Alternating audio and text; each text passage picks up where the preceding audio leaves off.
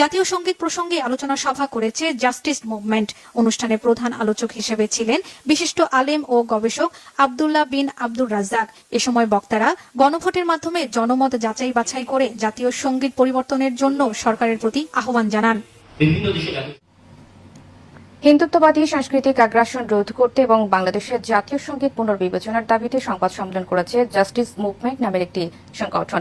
সংবাদ সম্মেলনে মুখ্য আলোচক ও ইসলামিক গবেষক আব্দুল্লাহ বিন আব্দুর রাজ্জাক বলেন, বাংলাদেশের জাতীয় সঙ্গীতের ভিত্তি হওয়া উচিত দেশের নিজস্ব সংগ্রাম ইতিহাস ও গণমানুষের সঙ্গে সামঞ্জস্যপূর্ণ কোনো গানে।